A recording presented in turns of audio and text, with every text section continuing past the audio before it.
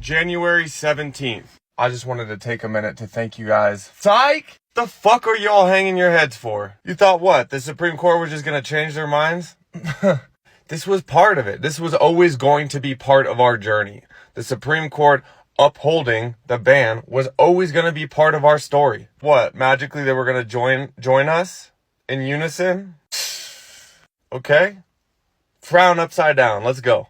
Today's thoughts, tomorrow's plans, and then the future of what we have up next. Let's go. First, ever since Joe passed the buck Biden, pushed this decision on to the next administration, we knew the Supreme Court ruling wasn't going to be any different than where we knew it was going to begin with. We just couldn't do any physical protesting or online boycotting until they made an official decision because our hands were tied until they said what they were going to do. So now that the Supreme Court has said it with their chest, with the unanimous decision, we know they're on the opposing side of the American people. Perfect. We just needed to make it clear before we make our next moves. So next up, protesting.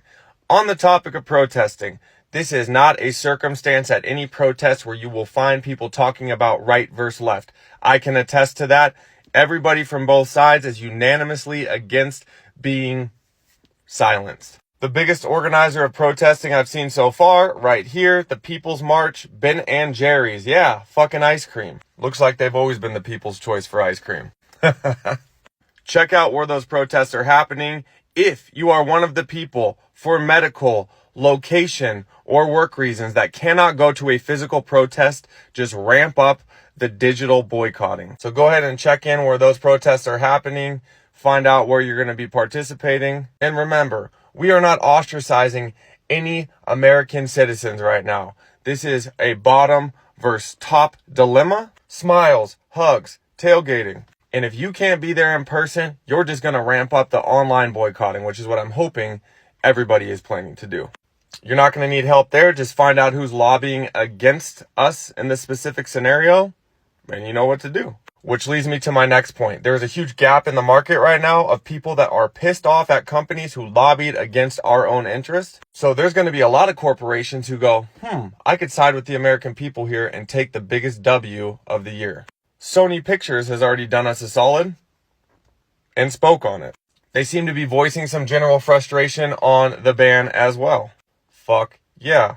Every time you see a business or a corporation speak out like that, let them know in their comments. Let them know they're making the right decision, and a lot of other corporations and businesses will follow with us. These corporations only speak one language, and it's money. Show them they will get support if they support us. We are not spending time analyzing right now if a politician has a D or an R next to their name, because they are all fucking ops right now. They are all opponents to the American people. They've proven that. But let me be super clear. We are not trying to influence a decision in hopes that our administration will listen to our wants and needs. No, we made up our mind. We are keeping free speech and a free market for social media access. We're keeping that. We're not going back. We've already gotten a taste of what it looks like to more equally distribute opportunity of wealth and income. Keep your goddamn chin up. We are going to loudly let the next administration know what the right move is to make. But either way, you are going to get to tell your kids you were a part of the movement that killed the two-party system in America. What, you didn't think they were going to hand it to us, did you?